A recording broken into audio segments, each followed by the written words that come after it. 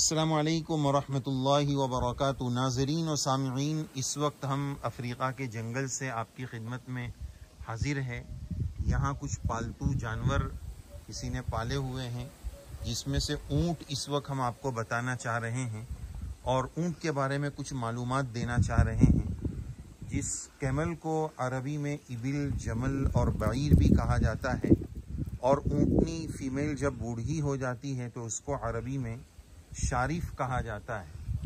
اور یہ جو اوپر کی طرف آپ اس کا جو کوہان دیکھتے ہیں، اس کی پیٹھ کے اوپری کا جو حصہ ہوتا ہے، اس کو کوہان کہا جاتا ہے۔ بعض مرتبہ یہ کوہان ڈبل ہوتے ہیں تو اس کو عربی میں عوامل کہا جاتا ہے۔ اور اس کا تذکرہ قرآن مجید میں سورہ غاشیہ میں آپ نے پڑھا ہے۔ اللہ تبارک و تعالیٰ کا ارشاد ہے، بسم اللہ الرحمن الرحیم، افلا ينظرون الى الابل کیف خلقت۔ اس آیت میں اللہ تبارک و تعالیٰ نے یہ بات بتائی ہے کہ اونٹ کی پیدائش میں غور و فکر کرو، یہ بڑے عجیب و غریب انداز میں بنایا گیا ہے۔ اس کا ڈھانچہ، اس کی بناوٹ، اس کی ساخت بالکل ڈیفرنٹ ہے۔ یہ بوجھ اٹھانے کے لیے نرم مزاج ہے، کمزور سے کمزور مالک کا بھی فرما بردار ہے۔ اس کا گوشت بھی کھایا جاتا ہے، بال سے بھی نفع اٹھایا جاتا ہے، دودھ بھی اس کا پیا جاتا ہے۔ اور حدیث پاک میں بھی اونٹ کا تذکرہ ملتا ہے۔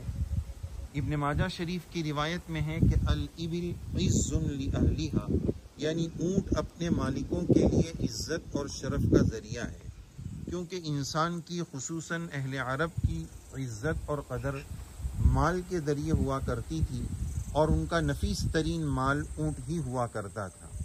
ایک اور حدیث شریف میں یہ بات بھی ملتی ہے کہ اونٹوں کو برا بھلا نہ کہا کرو، کیونکہ یہ خوریزی روکنے والے ہیں۔ بہرحال اونٹ یہ بڑا مبارک جانور ہے۔ عبداللہ ابن عمر رضی اللہ عنہ سے مروی ہے، رسول اللہ صلی اللہ علیہ وسلم نے فرمایا، قرآن مجید پڑھنے والے کی مثال بندھے ہوئے اونٹ کی طرح ہے۔ جیسے آپ یہاں دیکھ رہے ہیں کہ اس وقت یہ اونٹ بندھے ہوئے ہیں، یعنی یہ اس باؤنڈری کے باہر ابھی نہیں نکل سکتے۔ تو کیا فرمایا کہ قرآن مجید پڑھنے والے کی مثال بندھے ہوئے اونٹ کی طرح ہے۔ اگر تو مالک اچھی طرح اس کا خیال رکھے تو وہ بندھا ہوا رہے گا، اور اگر خبر گیری میں خیال رکھنے میں کمی کرے گا تو وہ اونٹ بھاگ جائے گا۔ اسی طرح اگر حافظ قرآن مجید تلاوت کرتا رہے تو قرآن مجید یاد رہتا ہے، اور اگر تلاوت چھوڑ دے گا تو وہ قرآن مجید بھول جائے گا اور سینے سے نکل جائے گا۔ وہ حدیث شریف میں بھی اس کی مثال دی گئی ہے۔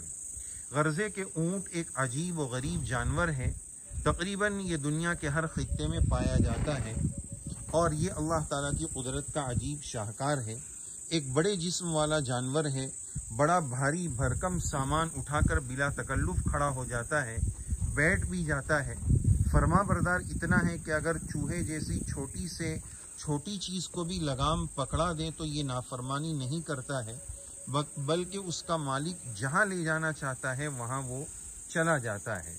اونٹ کی معلومات کے سلسلے میں بہت سارے لوگوں نے بہت ساری تحقیقات ماہرین حیوانات نے لکھی ہے، تو چونکہ اس وقت ہم اونٹ کے سامنے تھے تو سوچا آپ کو یہ اونٹ بتائے بھی اور اس کے تعلق سے اور بھی کچھ معلومات آپ کی خدمت میں شیئر کر سکے۔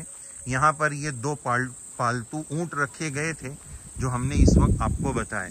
سامنے آپ دیکھ سکتے ہیں یہ اورچٹ جس کو کہا جاتا ہے، اور اردو میں جس کو شتر مرغ کہا جاتا ہے، اس کو بھی آپ اس وقت یہاں دیکھ رہے ہیں۔